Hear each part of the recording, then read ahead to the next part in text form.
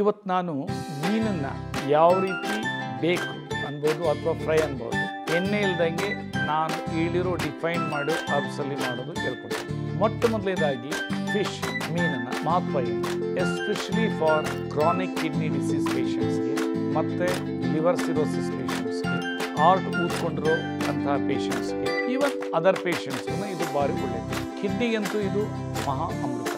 ಇದು ನಮ್ಮ ಅಪ್ಪನ ಮೇಲೆ ನಾನು ಎಕ್ಸ್ಪರಿಮೆಂಟ್ ಮಾಡಿದ್ದೆ. ಫಸ್ಟ್ ಕಂಡೀಷನ್ ಏನಂದರೆ ಉಪ್ಪು ಮಿಕ್ಸ್ ಮಾಡಬಾರ್ದು. ಸೆಕೆಂಡ್ ಕಂಡೀಷನ್ ಅಂದರೆ ಎಣ್ಣೆ ಯೂಸ್ ಮಾಡಬಾರ್ದು. ಮತ್ತು ಮೋಸ್ಟ್ ಇಂಪಾರ್ಟೆಂಟ್ ನಾನೇನು ಡಿಫೈನ್ ಮಾಡಿದ್ದೀನಿ ಆ ಮಸಾಲ ಯೂಸ್ ಮಾಡಬೇಕು. ಎನಿ ಸ್ಪೈಸಸ್ ಯೂಸ್ ಮಾಡಬೇಕು.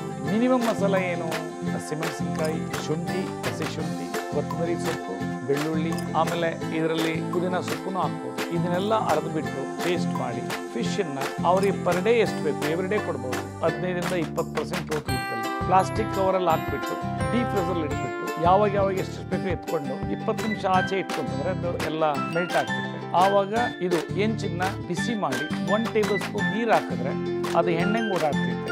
ಆಮೇಲೆ ಇದನ್ನು ಫಿಶ್ನ ಮೇಲೆ ತಗೊಂಡು ಪ್ರೆಸ್ ಮಾಡಿದ್ರೆ ಆ ಫಿಶಲ್ಲಿ ಇರೋ ಆಯಿಲಲ್ಲೇ ಅದು ಫ್ರೈ ಆಗುತ್ತೆ. ಅಥವಾ ಇಡ್ಲಿ ಮಾಡಿದಾಗ ಅದನ್ನು ಬೇಕ್ ಮಾಡೋದು ಆಯಿತು. ಅದಾದಮೇಲೆ ಅವ್ರಿಗೇನು 1 ಗ್ರಾಮ್ ಉಪ್ಪು ನಾವೇನು ರೆಕಮೆಂಡ್ ಮಾಡಿದ್ವಿ ಆ ಪಾಕೆಟ್ ಉಪ್ಪು ಇಟ್ಕೊಳ್ಬೇಕು, ಅದರಲ್ಲೇ ಸ್ವಲ್ಪ ಉದಿಸ್ಕೊಂಡು ಅವರಿಗೆ ಅನ್ಇಮ್ಯಾಜಿನಬಲ್ ವೇ ಕಿಡ್ನಿ ಫಂಕ್ಷನ್ಸ್ ಆಗುತ್ತೆ. ಇದನ್ನು ನೀವು ಫಾಲೋ ಮಾಡಿ. ಸೊ ಆದರೆ ಇದಕ್ಕೆ ಎಣ್ಣೆ ಮಾತ್ರ ಯೂಸ್ ಮಾಡೋಕ್ಕೆ ಹೋಗಬೇಕು. ಮತ್ತು ಇದರಲ್ಲಿ ಬೇರೆ ಸ್ಪೈಸಸ್ಸು, ಟೊಮ್ಯಾಟೊ, ಹುಳಿ, ಆಮೇಲೆ ಲೆಮನ್ನು ಇವೆಲ್ಲ ಹಾಕ್ಬೇಕು. ಸೊ ಇದೇ ಬೇಕ್ಡ್ ಫಿಶ್. ಸೊ ಇದನ್ನು ನೀವು ಪ್ರಿಪರೇಷನ್ಸ್ ನೋಡಿ ನಿಮಗೆ ಖುಷಿ ಆಗುತ್ತೆ. ಡೀಟೇಲ್ಸ್ ಬೇಕಾದರೆ PDF ಫಾರ್ಮೆಟಲ್ಲಿ ಡೌನ್ಲೋಡ್ ಮಾಡ್ಕೊಳ್ಳಿ. Thank you.